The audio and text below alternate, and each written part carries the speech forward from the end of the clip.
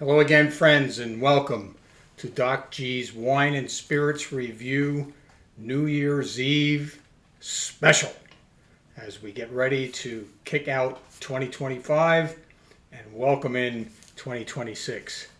So, welcome. A few things to talk about tonight. One little cocktail. But before we start that, cheers.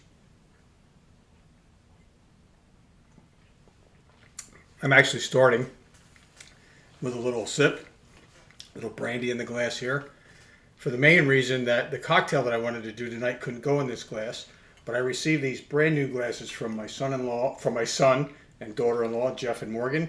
So shout out to the two of them. Thank you guys. If you guys can see it up close there, it says Doc G's Wine and Spirits. I kind of requested Santa to provide me with a set of cocktail glasses to match these wonderful wine sparkling glasses that Jeff and Morgan got for me a few years ago. So now I have a matching set, and I wanted to break them in here and say thank you. And take another sip of brandy. So I'd like to keep this kind of short and sweet tonight, but I always like to use my New Year's Eve special as a chance to review what I actually presented to you in this past year. For those of you that have been following me from day one, this is the end of my actual 5th calendar year, not 5 full years yet, of doing these spots. And I keep wondering, what the hell am I going to keep talking about? But we always find something, either a place we've been, a new wine, something that I haven't talked about, because obviously the world of wine and spirits is probably limitless. So just to review, before we move on, and I want to share a cocktail with you tonight and get you into the party mood for New Year's Eve. So this year, let's try to do it from a calendar standpoint. The year started off with something very fantastic. I sat right here in this chair and we celebrated the Birds winning the Super Bowl big over the Kansas City Chiefs. So go Birds. As many of you Birds fans know now, we're kind of on pins and needles to see if I can be sitting here again in 2 months sharing back-to-back Super Bowls. But we'll see. So no more of that. I don't want to jinx that. But I brought you a special on that. We sipped a little bubbly together. In terms of trips, we then took a trip to, let me do it in terms of the calendar. Then in the early part of the year, we held one of our Toast to Friends parties here at the house, and we featured British champagne. I posted a lot of pictures of you for that, British Fizz as it's called. Then in the summer, I shared with you highlights from our annual Toast to Friends event. Then in the fall, I shared with you some highlights from our trip to Hilton Head. And then 2 weeks after that, we came right back from Hilton Head and headed back out west. And we stayed in the Yakima Valley for 5 days. I shared plenty of information and sights about all the good things that we saw and did in the Yakima Valley. And then we are now here at the end of the year. I also added some Christmas highlights for you last week. Did Thanksgiving. Talked about bourbon this year for the first time, which I had been holding off. I'll be honest with you, when I first started doing these in mid-2021, I was really not into bourbon, but that habit has changed significantly. So I finally decided to take a deep dive into the research on bourbon and presented to you my findings, and we sipped a little bit with that. So beyond that, that kind of wraps up what I did all year. Obviously, there are a lot of spots on different wines, different wineries. We got to the Finger Lakes again. I forgot to mention that in there. That was in the late fall. So it's been a wonderful year in terms of wine and spirits and the things that have happened within that world here at Doc G's Wine and Spirits Review. I don't know how many posts I have, but I'm getting close to somewhere around 150. So if you can do the math on that over 5 years, I'm doing about 20 to 25 of these a year. So I have fun doing it. I have no sponsors other than my own good spirit, no pun intended. and I love to come on here and talk, as you might well guess. For those of you knowing my background as a former educator, this is just a way for me to educate in a different way, and I love every second of it.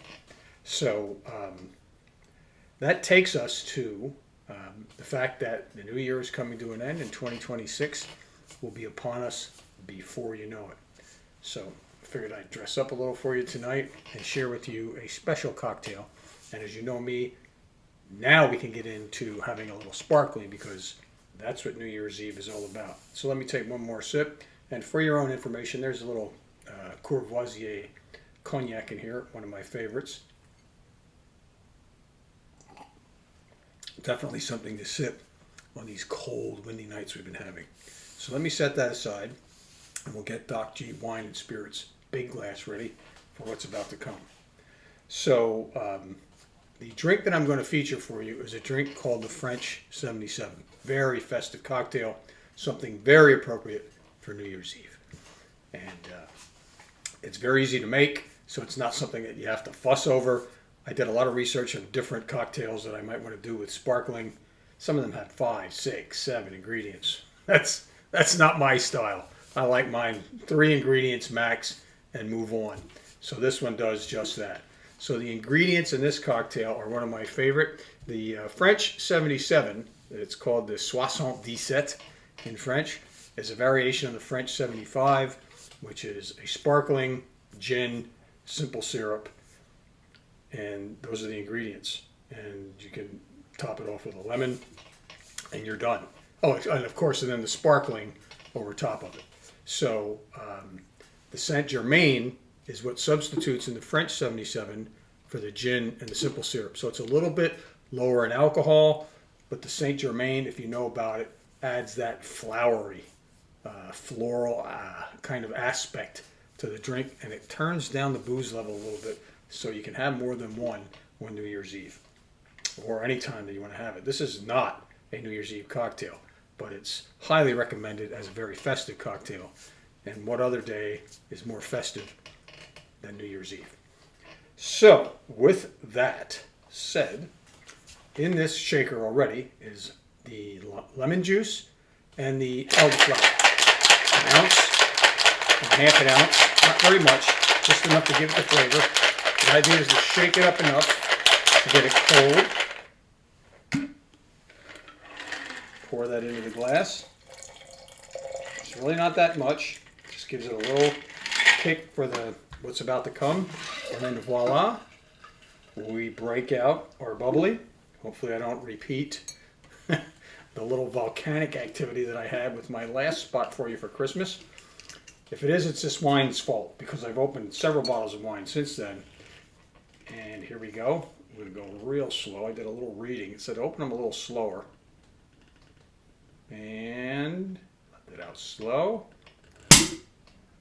I see nothing rising. Voila. Truth be told, I probably served it a little too warm. I did a little research. And even a 4 or 5 degree difference can make it do that. So now, you hear that wonderful sound. About 4 ounces is all you need for this drink. Fizzes up a little bit. We're going to keep that cold in case I don't use it all tonight. We'll top that off and have it tomorrow night because truth be told, it is the eve of New Year's Eve while I'm posting this. Because tomorrow, I'm going to be celebrating. So there you have it. Your French 77, en français, le 77. Voilà. Santé.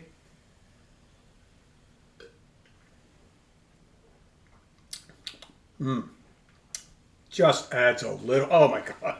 Oh, that's so good. I don't think I've ever had one of these. I've had the 75. But this, you get that little bit of. It rounds out the bubbly. It gives it a little. If you know Saint Germain, it's really very versatile addition to many. You don't sip Saint Germain. You always add it to something else. So there you have it. 2025 is on its way out. 2026 is on its way in. And I will see you after the turn of the calendar to kick off in January 2026. So to you and your family, to you and your friends, and to you as well individually. Cheers. Happy New Year. Bonne année. Feliz Año Nuevo. And we will see you again in 2026. Cheers.